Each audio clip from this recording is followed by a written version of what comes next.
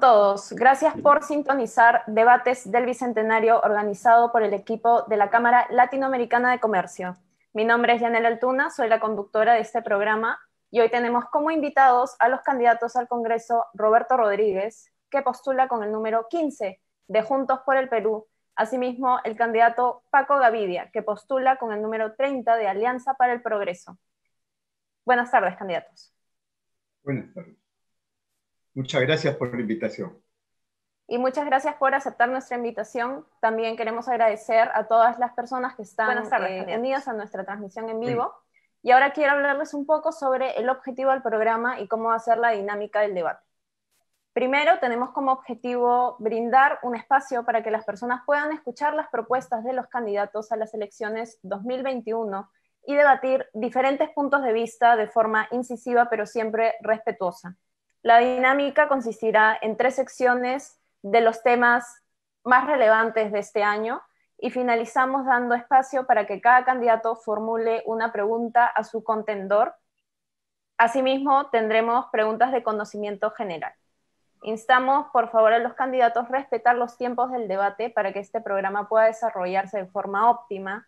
Yo voy a tener el cronómetro aquí controlando el tiempo y les haré esta señal cuando les quede 10 segundos de su tiempo y esta señal cuando haya finalizado su tiempo. Ahora sí, empezamos con la sección Salud. Si bien ya llegó el primer lote de vacunas al Perú, el proceso de vacunar a la población va a tomar mucho tiempo. Mientras tanto, a corto plazo sigue habiendo escasez de camas UCI y tanques de oxígenos, así como un aumento en el número de casos y de muertes. Entonces la pregunta es la siguiente: ¿qué medidas tomaría su partido para manejar esta crisis sanitaria en el corto plazo? Esta vez empezamos con el candidato Rodríguez y vamos a ir rotando quién empieza cada sección. Tiene 2 minutos para dar su respuesta y puede empezar. Frente a la grave pandemia del coronavirus y el último anuncio del gobierno hace algunos minutos, en el cual extiende el plazo de la cuarentena en Lima y otros lugares, es fundamental contar con un plan de protección social, que es lo que no vemos de manera clara. Y nuestra propuesta es que el plan de protección social incluya, primero, ahora, garantizar la producción de oxígeno y que llegue rápidamente a quienes lo necesitan. Oxígeno es vida o muerte. Segundo, apoyar las ollas comunes en base a la organización comunitaria. Tercero, fortalecer el nivel primario de atención de salud. No los centros hospitalarios, sino que es mejor prevenir que lamentar para evitar que lleguen al otro. Y eso significa cercos epidemiológicos, significa trabajar de mano con las organizaciones de base. Cuarto, cumplir con lo que corresponde a los pagos al personal de salud, profesionales y trabajadores en general. En quinto lugar, proveer de agua, porque podemos hacer la campaña que se laven las manos, y en el Perú hay cerca de 9 millones que no tienen agua. Hay que garantizar. Y en el caso de Lima, Sedapal puede cumplir un rol, sobre todo en los asentamientos humanos de las laderas. Y en el otro campo, los bancos tienen que portarse bien. No pueden seguir cargando intereses ni ajustar el cuello con un pago inmediato, así como también en cuanto a los servicios públicos de agua, los que cuentan, luz, teléfono, gas, dar todas las facilidades de pago. Se requiere decisión, voluntad y sobre la base de eso que la vacunación avance al ritmo que lo requerimos. Bien, muchas gracias, candidato. Ahora es el turno del candidato Gavidia de hacer una pregunta o comentario. Tiene 30 segundos. Bueno, lo he escuchado con mucho agrado a nuestro amigo Roberto Rodríguez Rabanal. Sin embargo, yo quisiera saber cómo implementar un plan eficaz inmediatamente que resuelva el problema del oxígeno. 300 toneladas diarias son insuficientes, eso está claro. Se habla de 100 más por día y quizá más luego. ¿Cómo garantizar la producción de oxígeno y distribuirla en el país? ¿Cómo? Esas son las respuestas que el Perú necesita. Bien, candidato Rodríguez, tiene 30 segundos para responder. Primero, una buena noticia que la Universidad Nacional de Ingeniería ha empezado a producir y otras universidades también. El gobierno ha demorado en la convocatoria, pero ya está en marcha. Segundo, hay lugares de producción industrial que podrían transformarla en producción medicinal si el gobierno interviene con firmeza. Esto es fundamental. Y la distribución puede darse a nivel de la ciudadanía organizada, Fuerzas Armadas, gobierno local y el MINSA. Muchas gracias, candidato. Ahora es el turno del candidato Gavidia de responder la pregunta. ¿Desea que la repita? Bueno, réplica es, ¿verdad? No, tiene 2 minutos para responder la pregunta principal. Bueno, en verdad yo soy un hombre de resultados y agradeciendo la invitación no venimos a hacer una letanía, un discurso, demagogia, improvisación. Proponemos 2 cosas concretas en materia de salud. Una, los hospitales móviles. Este sistema de hospitales móviles ya fueron probados en Lima, nos pueden permitir aumentar rápidamente la oferta de salud y atender pacientes COVID y pacientes de salud especializada. No olvidemos que el COVID ha desplazado a enfermos crónicos y tercera edad de la atención en los hospitales y han fallecido cerca de 10.000 en estos 9 meses. Necesitamos un sistema rápido, ágil, que vaya a los barrios, que se organice en los barrios, y acá tengo precisamente un modelo que quiero mostrarles de cómo deben implementarse unidades móviles para atender a muchísimas personas. Estamos hablando de 100 hospitales que pueden atender en doble turno 200.000 consultas diarias. Esto ya se hizo, esto no es una promesa, y este es el modelo que se llevó a cabo en Lima y que con muchísimo éxito público-privado permitió atender a más de 81 millones de atenciones. En segundo lugar, el tema de los medicamentos básicos, los medicamentos genéricos. Es inadmisible que en el Perú los pobres no tengan acceso a los medicamentos genéricos esenciales porque estos en las farmacias no se venden. Y no se venden porque no son rentables para las farmacias. Tiene que haber una política agresiva, seria, del Estado para promover los medicamentos genéricos. No es posible que un medicamento genérico que tiene las mismas cualidades curatorias y terapéuticas cueste muchísimo menos. Un medicamento de marca puede costar hasta 40 o 50 veces más. Y eso tiene que acabar. Tenemos que promover agresivamente los medicamentos genéricos más allá de los intereses del monopolio que hoy manejan las farmacias en un 85%. Además de estas medidas, algunas medidas concretas en materia de salud. El tema del oxígeno. El oxígeno tiene que ser manejado, y le dijimos a la ministra de Salud hace 2 o 3 semanas, por las Fuerzas Armadas. Las Fuerzas Armadas tienen el sistema logístico más completo del Perú y tienen que atender inmediatamente esta emergencia y tienen condiciones para hacerlo. Bien, candidato, muchas gracias. Ahora es el turno del candidato Rodríguez de realizar una pregunta o comentario. Tiene 30 segundos. Ya. Lo primero es que, pregunto, han señalado que se ha hecho demagogia. Pregunto, ¿es demagogia apoyar a las ollas comunitarias? ¿Es demagogia plantear que en una situación de emergencia la banca usurera concentrada en crédito, Scotia, Continental e Interbank, de condiciones diferentes para el pago? ¿Es demagogia el apoyo en agua a través de CEDAPAL? ¿Eso es demagogia? Bien, candidato Gavidia tiene 30 segundos para responder. No hemos dicho que eso es demagogia, lo estamos sosteniendo desde hace buenos meses, el tema de la alimentación para el pueblo, vía, obviamente, el fortalecimiento de las organizaciones sociales de base y las ollas comunes, que más de 5.000 existen en Lima. Hay que darles atención. No me referí a usted, sino a las ofertas que por acá y por allá se hacen en las campañas políticas y que tienen harta a la gente, al pueblo, que no quiere ofertas fáciles, quiere seriedad. La pandemia exige seriedad en la propuesta de los políticos. No me refería a las suyas, estimado Roberto. Bien, muchas gracias, candidato. Eso es todo por la sección salud. Y ahora seguimos con la sección educación. Debido al regreso de la cuarentena, la reapertura de colegios y centros de estudio parece distante. Ante esto, el estudio remoto ha probado ser un reto y sobre todo para las instituciones públicas. Asimismo, los programas que se han aplicado han sido muy criticados. La pregunta es la siguiente: ¿qué medidas tomaría desde el Congreso para impulsar la educación en estas épocas de estado de emergencia, pero también para el futuro cuando esto ya haya finalizado? Esta vez empezamos con el candidato Gavidia y tiene 2 minutos para dar su respuesta. La pandemia nos muestra, estimados amigos, que otra vez los pobres, las familias de menores recursos pagan el pato. El fortalecimiento de la educación digital ahora es una necesidad, porque no hay otra manera de garantizarle la educación fundamental a los jóvenes y a los niños. Pero ¿cómo puede haber educación digital si es que no hay conectividad?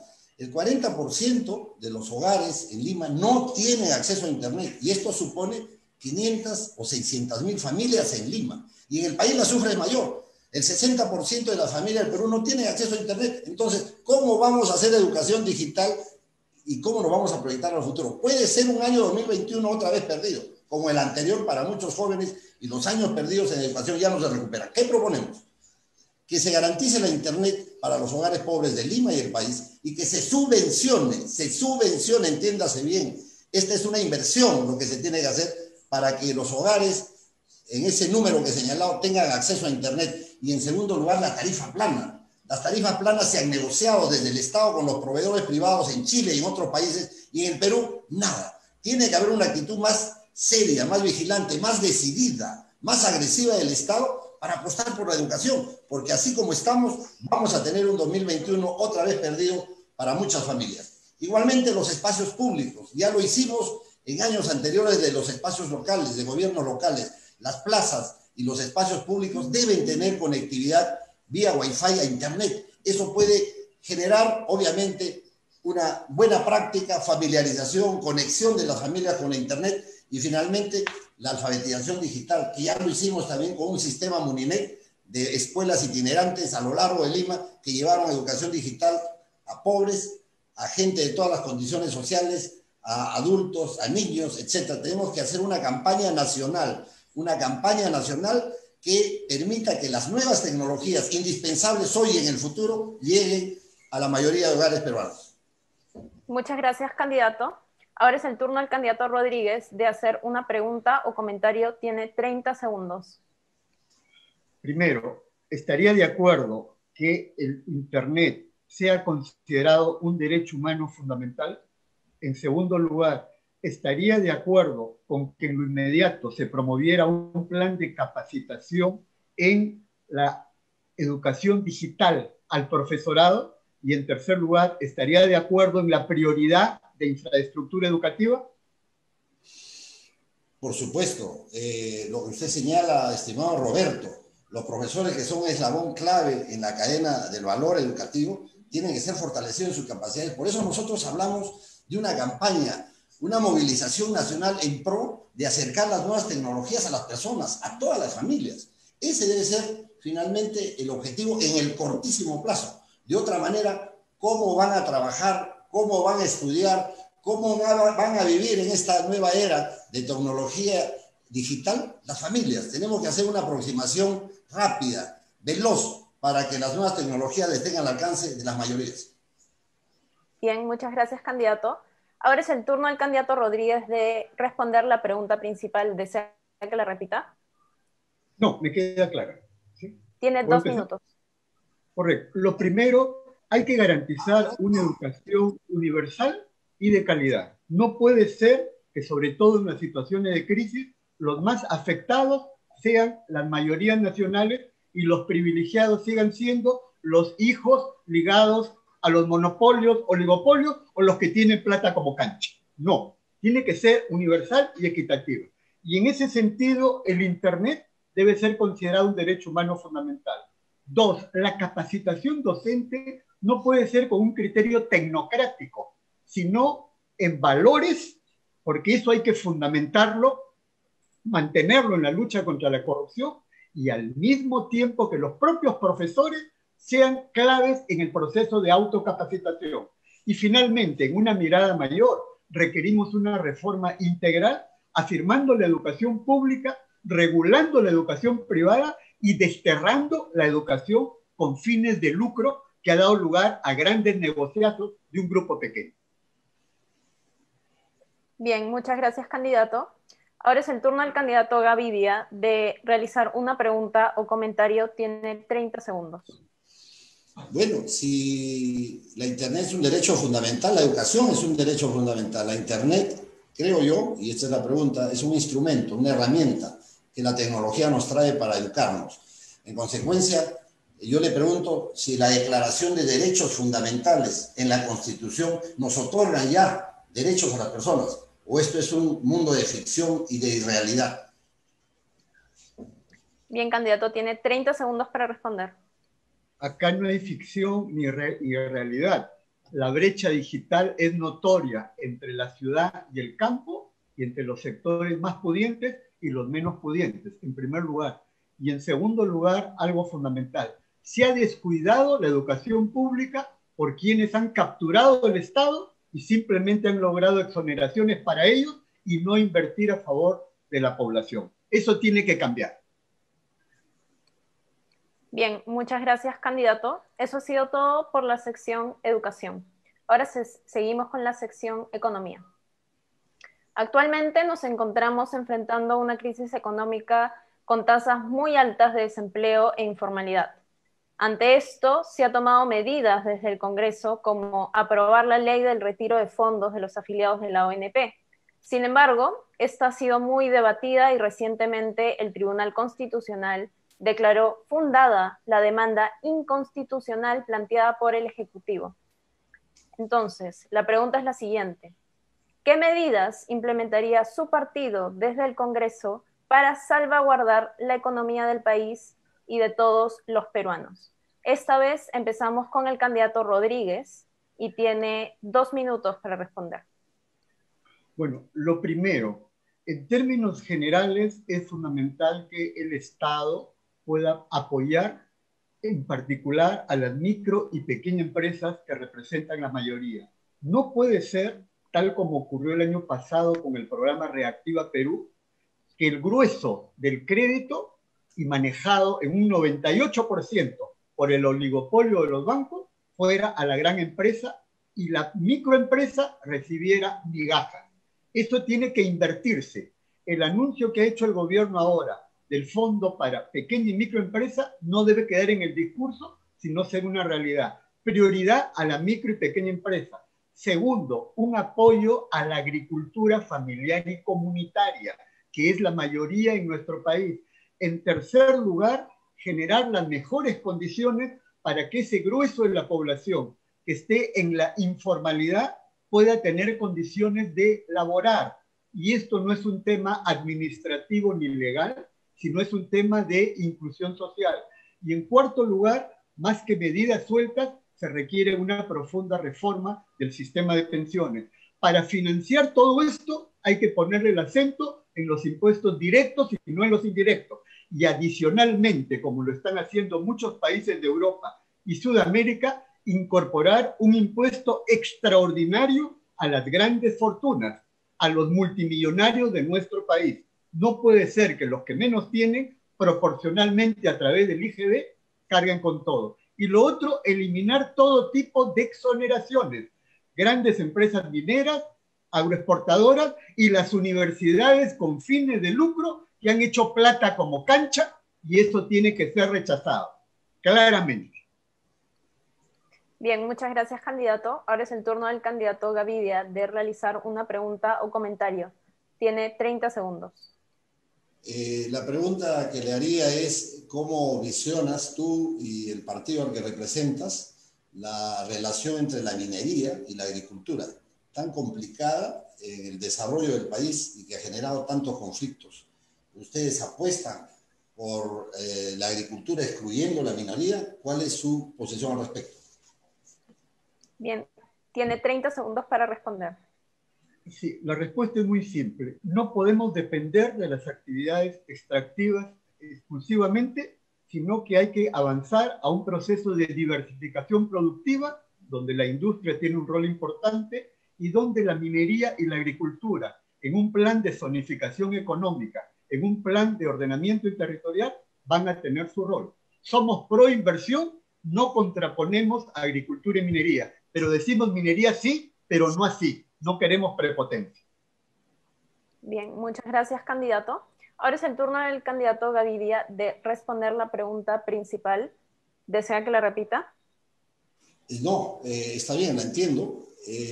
Los lugares comunes, las generalidades son frecuentes y las medidas concretas y prácticas son ausentes generalmente. Es cierto, la dinámica productiva y del empleo en el Perú no ha corrido por cuenta de la gran empresa. Han sido las microempresas, y esa es nuestra apuesta, la apuesta de Alianza para el Progreso. Son las microempresas las que tienen que dar el soporte del empleo.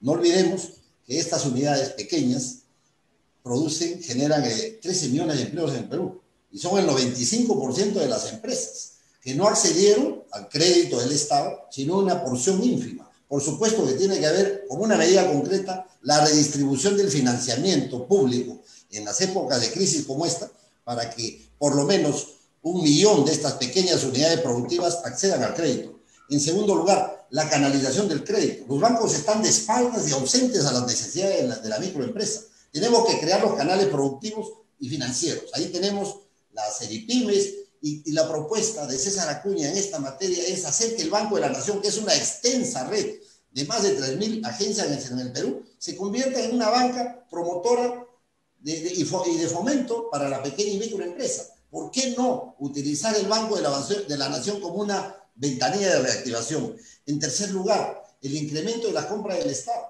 Las pymes y las MIPES tienen que acceder por lo menos al 30 o 35% de la compra del Estado, porque sabemos que ahí se están generando muchos empleos.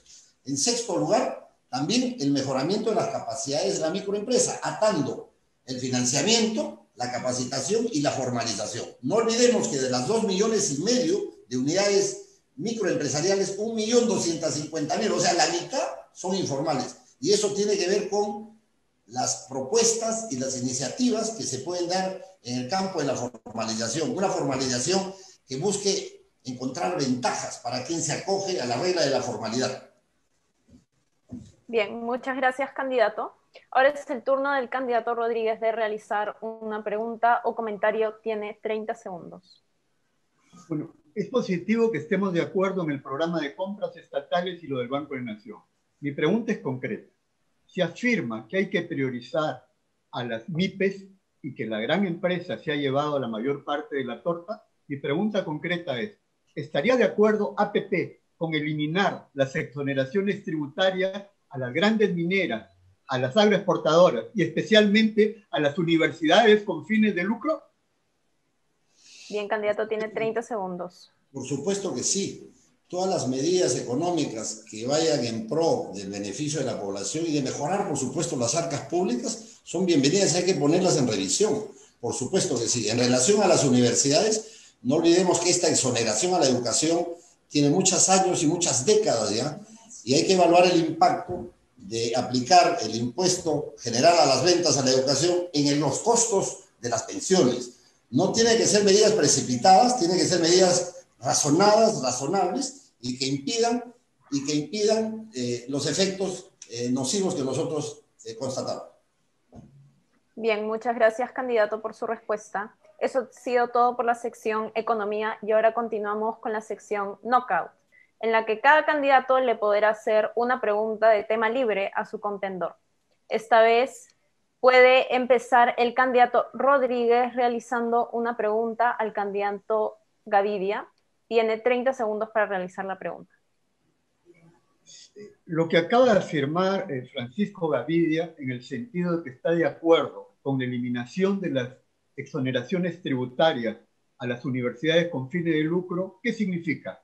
Un llamado a atención a la bancada APP que votó a favor de la ampliación de esas exoneraciones tributarias hasta el año 2023, un llamado a atención a los que han ido a judicializar el tema.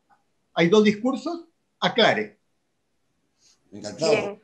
Encantado. Tienes 2 minutos para responder. Lo que estamos sosteniendo es que las medidas precipitadas desde una parte del espectro ideológico de la izquierda, la que Roberto representa, y que no le han traído jamás al país soluciones prácticas, es inconveniente. Esas salidas precipitadas, diría yo, e irresponsables, de cambio de constitución, de inaugurar un nuevo modelo, de romper con la exoneración de las universidades, que darle más impuestos a los ricos. Esas son medidas, digo yo, irresponsables y demagógicas. Seamos claros en esto. Por supuesto que hay que apuntar a una mayor redistribución de la riqueza, pero no con medidas facilistas, que lo que van a hacer, obviamente, contra sus intenciones es traer mayor desempleo, mayor recesión, el escape de las inversiones, en fin, tenemos que hacer cambios dentro de un marco de responsabilidad. Nosotros decimos un cambio responsable y un cambio previsible. Nada de medidas radicales que puedan colapsar nuestra economía ya suficientemente maltrecha y al contrario, tengan que promover la inversión de los privados, obviamente dentro de un marco regulatorio desde el Estado que evite el abuso y el exceso, por supuesto que sí, en eso estamos de acuerdo. Bien, muchas gracias, candidato. Ahora es su turno de realizar una pregunta al candidato Rodríguez. Tiene 30 segundos.